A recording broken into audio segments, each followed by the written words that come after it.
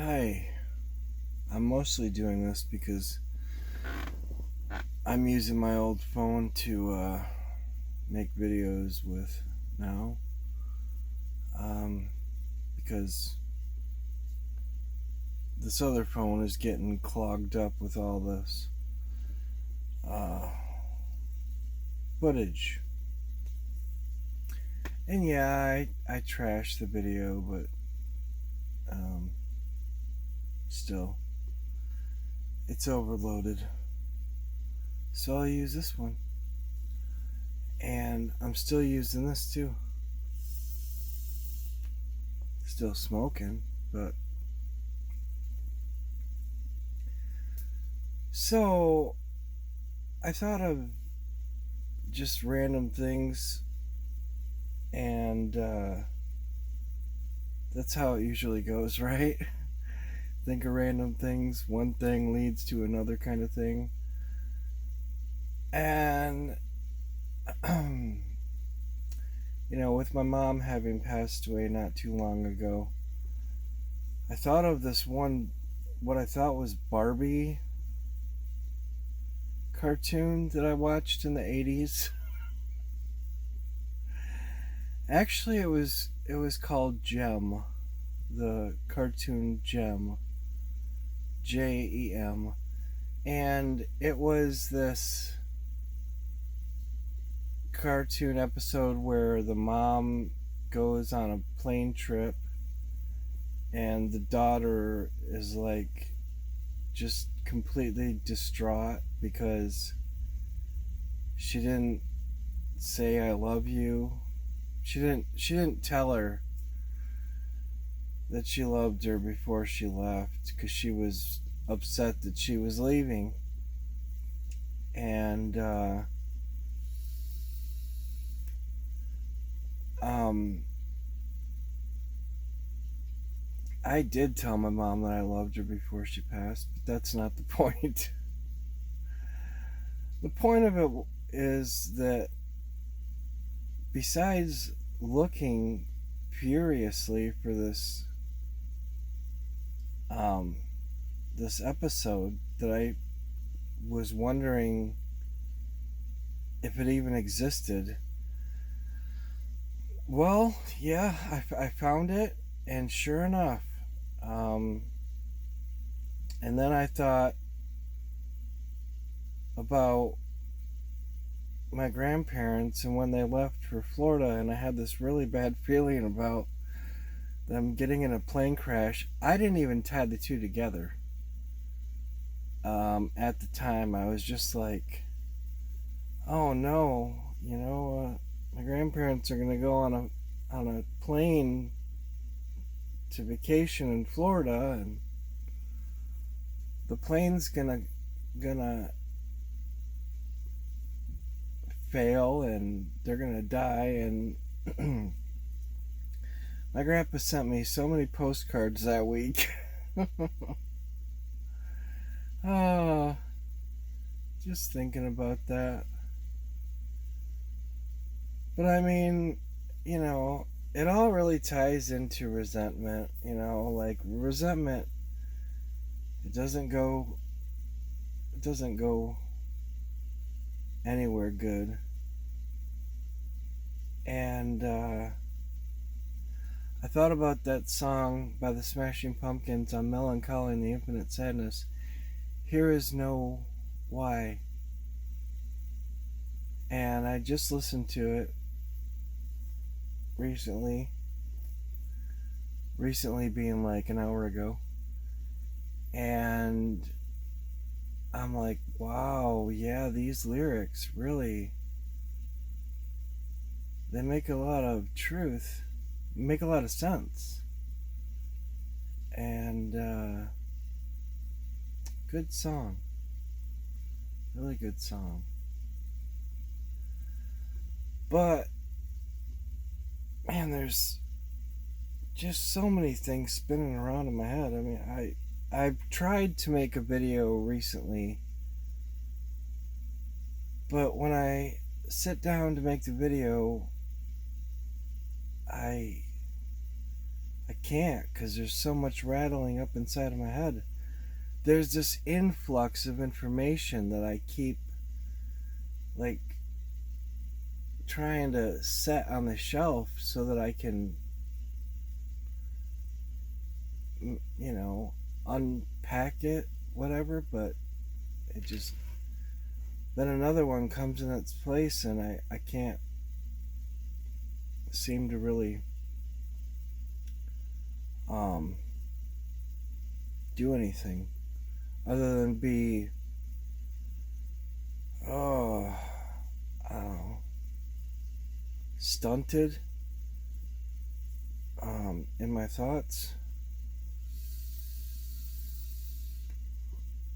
And I think about just all these different things, like morphic resonance. There's so much information that we're getting that's not being said, and it's this energy, right, that's traveling and coursing all around us. And we don't have a way to contain it. And yet we are containing it in our collective mind. And no, I'm not new age or anything like that, but that is really the other thing of why I was interested in getting this book, because this book starts to unpack a little bit of the ideas regarding morphic resonance. And yes, I have that book too, by Rupert Sheldrake. And I thumbed through it and stuff, really interesting biological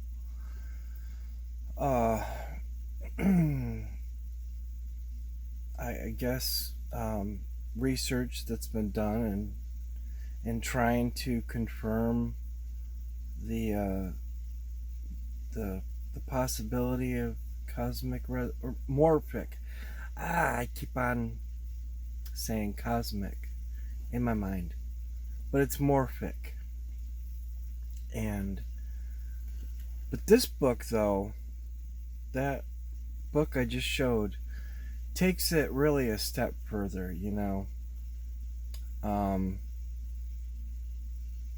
and I've only read like to page 32, and I don't know, there's probably 300 so pages in there, but even in that 32 pages, I've really got a lot of an insight into the connection between the physical world and the biological aspects of morphic resonance. And that's really where having the patience. And there's also the simulation theory. Like we're in a Minecraft existence, where Schrodinger's cat, thing is really becoming more and more plausible.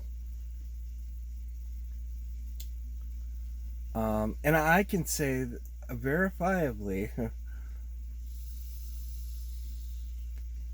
that I have I have noticed it. I have actually had a moment in my life where um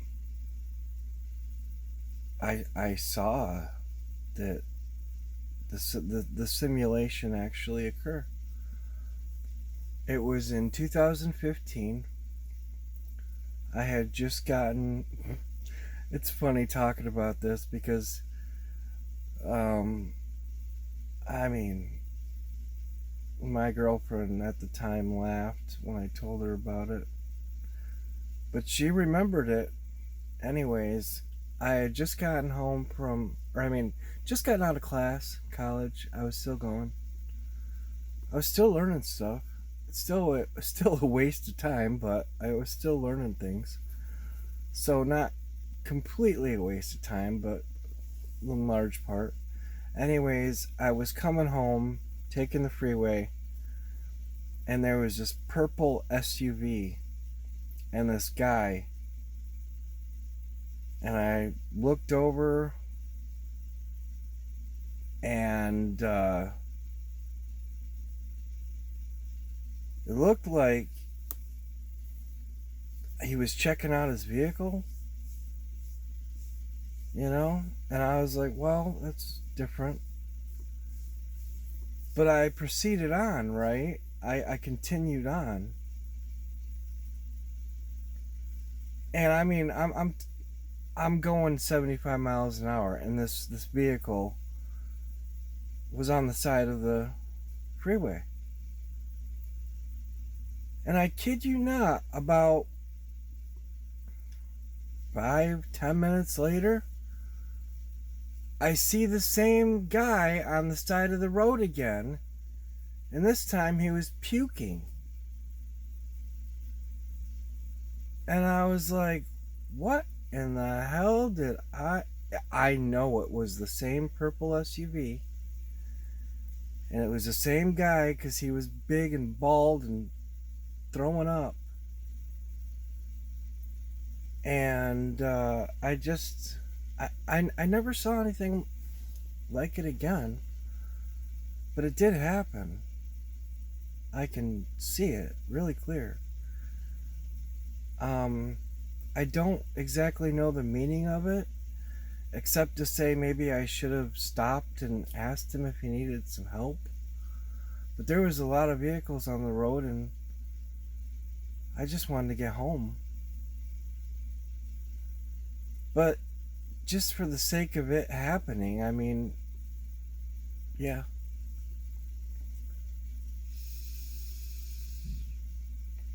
So, I don't know if anyone else has stories like that, but I say all this to say that we are definitely in this moment because the cat's already out of the bag. We know that we have, I mean, for the most, a lot of people know that we've been lied to, you know. I mean, I remember seeing the book in 1998, or no, I'm sorry, it was 2002. But the book was probably written in 98. Everything You Know Is a Lie, right? And I was like, huh? I didn't look at it, but I was visiting a friend and she had it like laying on her bedroom floor, and I don't know, made me take a second look at it.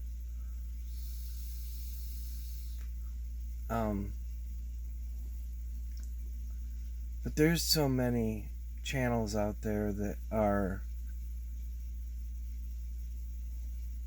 talking about the various ways in which we've been lied to, and I mean, everyone's talking about the same thing. Everything's distorted. I mean, in the sense of our own kind of how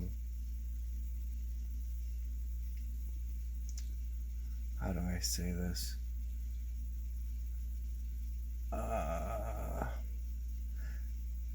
Everything's distorted on purpose because there are people who want to keep us in the dark, so they're trying their best.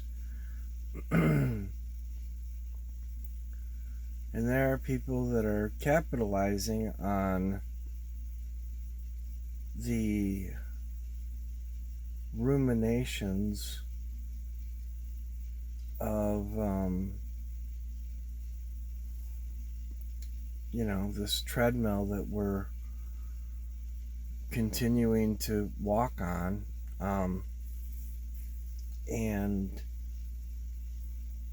but they know it too. It's just, why not make money while they're at it?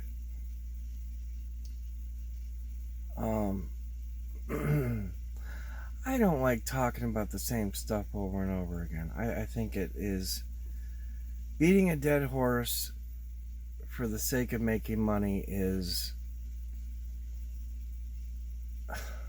unsavory at best. And I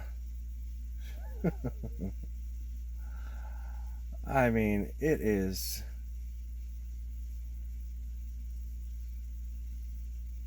I don't even know what to say for it being the worst.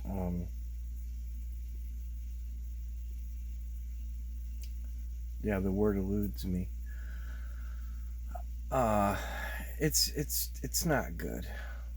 That's why I try to change it up, but there's only like so far that you can really take it. And honestly, I mean, the fact that we are moving in this direction of a complete reevaluation,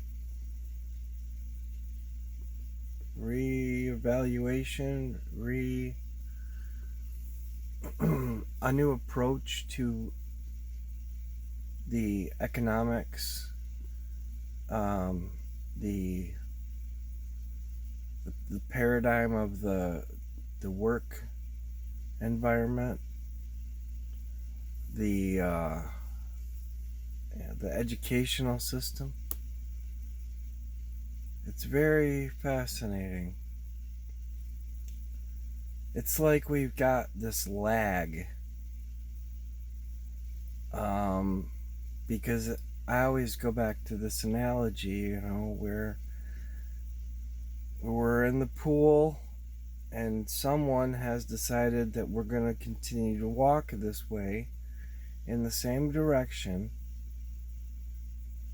and the momentum gets going,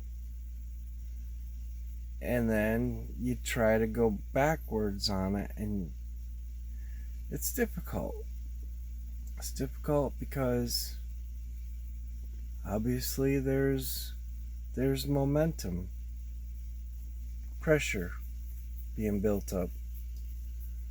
That's why, going with the flow has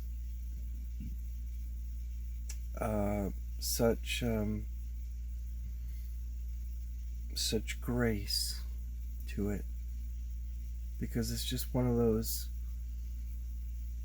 phrases that will be forever relevant. And but nonetheless, people still have their thoughts while they're walking in that direction, right? When you're walking in that direction, sure, you're going a little fast, because as you continue to go with the flow, it speeds up. But then imagine like there's something all of a sudden that somebody puts in the pool that you don't want to bump into, right? I'm not going to say what. It could be anything that you don't want to go into.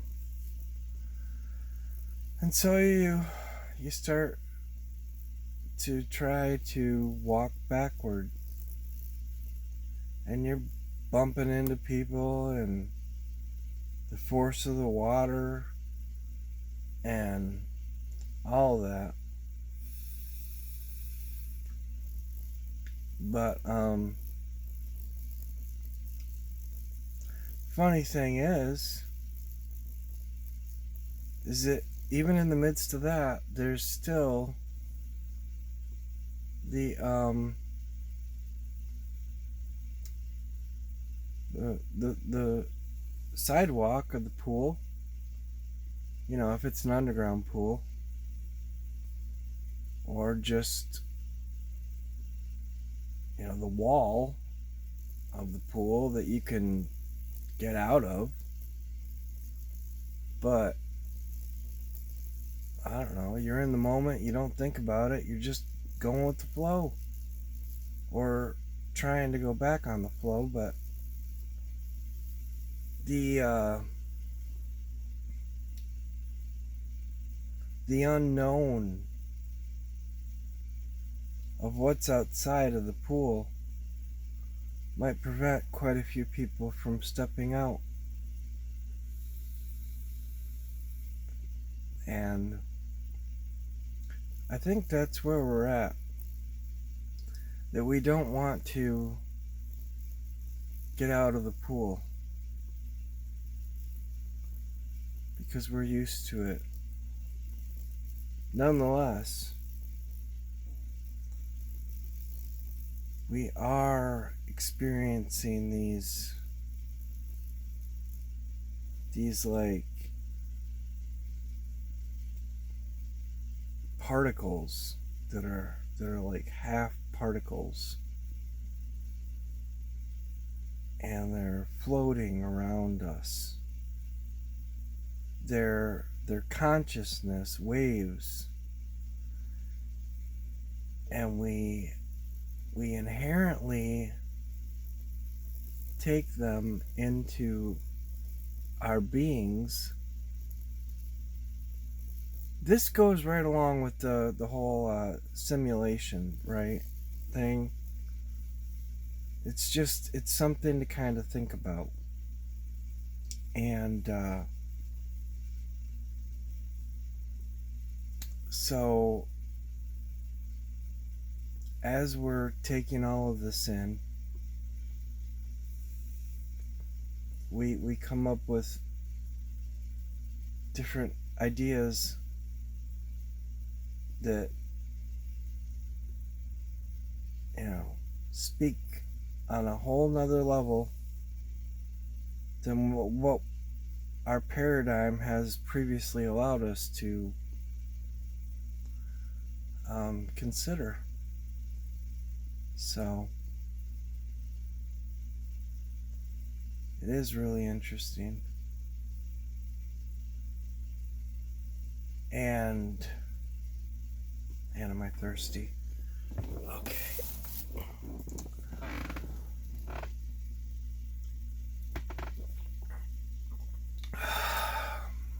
So,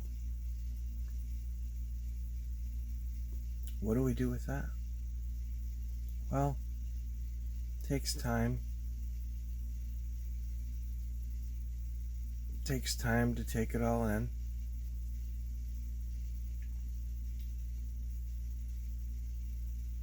And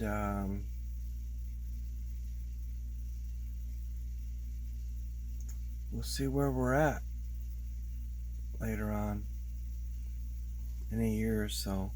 But the whole point is to not allow fear to overtake us, because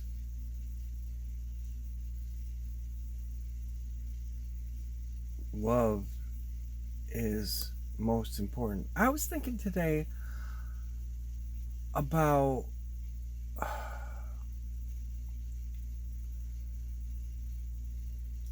just like if I really had nothing, if I wouldn't have done the things that I did and gone away, and I would have stayed and would have wrote some stupid songs that maybe they wouldn't have been stupid, but if I would have wrote songs that meant something to me, at least way back when I was 27,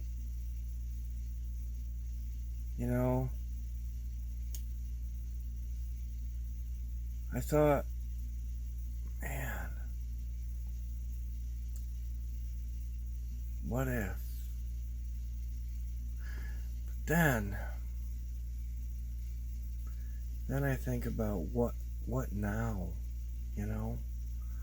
because then at that time I didn't have the understanding that I have now. I just knew something was really, really wrong. And I had to do something about it.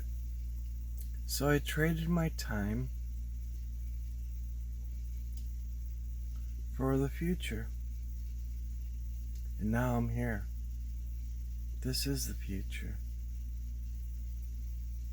And we are going into the great unknown. So yeah, I don't want to bombard with too many thoughts, too many different aspects of reality. I just wanted to touch upon some things. And I thank you so much for being here. I truly do. Thank you for taking the time to listen to me. I hope some of the things that I said was at least entertaining. And maybe, cleared up as to why I don't post as often as I'd like. Because I'd really like to post more. But it just takes me some time to think through things. And I am glad that you're here to, listen to me about these thoughts. Because you can make a change. You are making a change just by continuing on. Whether you've got kids, whether you've got a wife, or whether you don't. There's so much to our existence that goes beyond just what we desire. And it's good just to understand that sometimes. So thank you again. And I'll talk to you later. Have a good night, or day, or afternoon, or whatever. Peace.